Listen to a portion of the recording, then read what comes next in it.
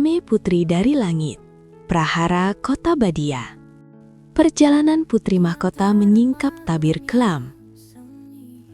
Di episode sebelumnya, saat pemakaman Baldwin dan Lucas, Ayame melacak jejak siluman hingga perkemahan terbengkalai.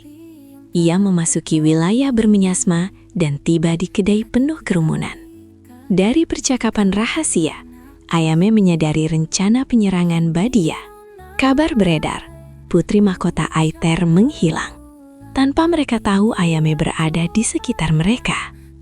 Bersama sang novelis, inilah Li Wei. Setelah memesan hidangan, Ayame memilih duduk di meja yang terletak di tengah ruangan. Ia sengaja mengambil posisi itu agar lebih mudah menangkap percakapan para pengunjung. Dengan memasang sikap santai, ia berharap bisa memperoleh informasi penting yang mungkin terucap tanpa sengaja oleh orang-orang di sekitarnya. Berkunjung? Apa maksud dari orang di luar? Tanya Ayame dalam hati, mencoba memahami maksud tersembunyi di balik percakapan tadi. Namun sebelum sempat berpikir lebih jauh, seorang pria tiba-tiba duduk tepat di depannya. "Nona, boleh duduk di sini? Meja yang lain penuh semua," katanya dengan nada santai, lalu duduk tanpa menunggu persetujuan. "Pergi," kata Ayame ketus, menatap tajam. "Nona, jangan ketus seperti itu. Kalau orang di sini tahu kalau Nona manusia bisa gawat," bisik pria itu pelan. Ayame sontak terkejut mendengarnya. "Saya Li Wei," lanjut pria itu memperkenalkan diri sambil tersenyum tipis.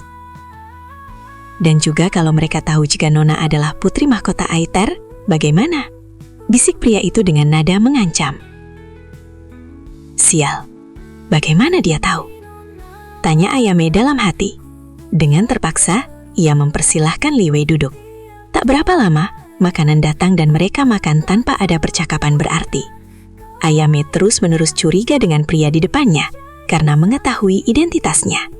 Ia berusaha tetap tenang, namun matanya sesekali melirik tajam ke arah Li Wei. Setelah cukup lama berlalu, Ayame menyadari tak satu pun informasi berguna yang ia dengar dari pengunjung kedai itu. Hanya obrolan ringan tanpa arti. Merasa waktunya terbuang, Ayame bergegas keluar dari kedai dan melanjutkan penelusurannya. Namun baru beberapa langkah menjauh, terdengar teriakan dari belakang. "Nona!" teriak Li Wei lantang. Refleks, Ayame langsung berbalik dan menghunuskan pedangnya ke arah pria itu. Auranya memancar kuat seolah siap menyerang kapan saja. Sora Ayame, putri dari Kregior, Raja Aether, level 91, mewarisi pedang malaikat, kata pria itu santai, membuat Ayame terkejut dan menghentikan serangannya sejenak. "Namun," lanjut Li Wei dengan nada penuh rahasia. "Namun apa?"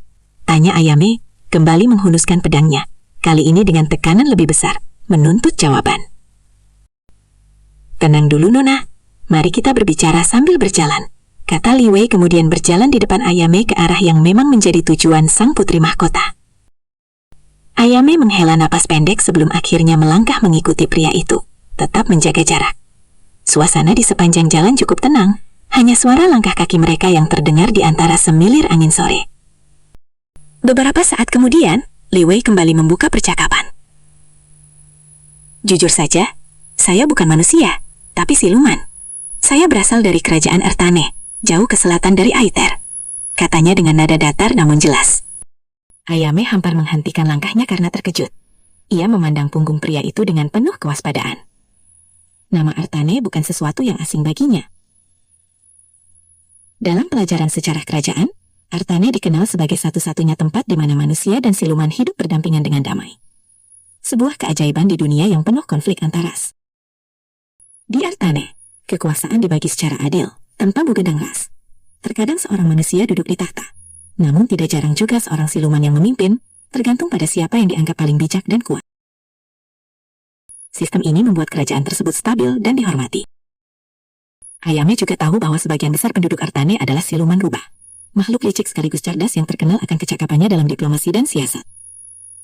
Hal itu membuatnya makin waspada terhadap Li Wei. Pikirannya berputar cepat, bertanya-tanya, apa sebenarnya tujuan pria ini? Bagaimana kisah selanjutnya? Penasaran kan? Tunggu kelanjutannya hanya di Sang Novelis. Sampai jumpa di cerita lainnya.